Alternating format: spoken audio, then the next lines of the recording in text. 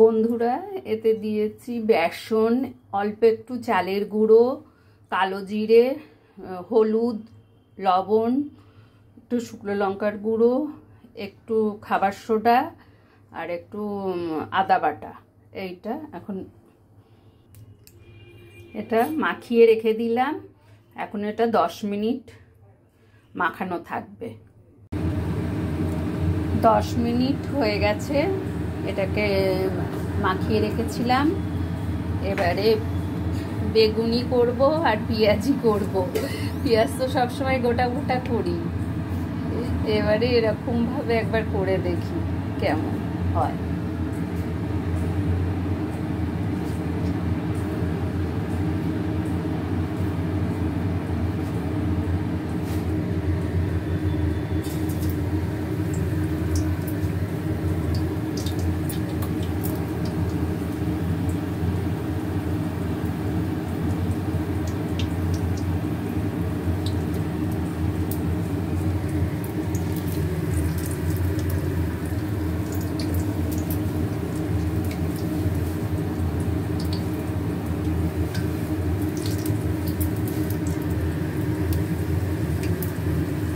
তিনটে করে হোক।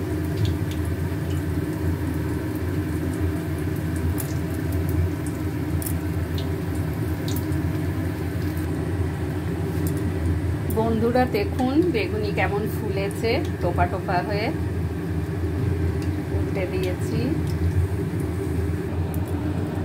এবারে একটা পেঁয়াজি দেখছি, কোনোদিন করিনি, ফার্স্ট টাইম পেঁয়াজি করছি। দেখি না একবার কেমন হয়।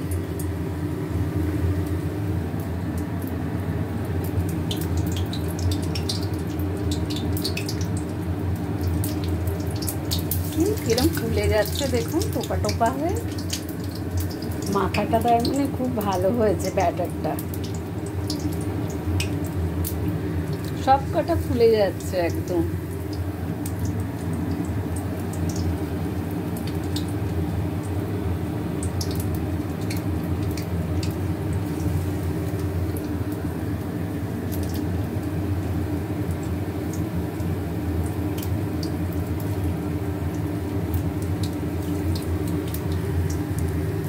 দেখুন,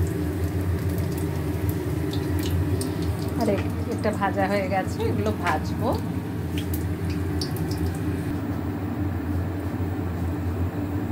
পেঁয়াজি আর বেগুনি আমার হয়ে গেল।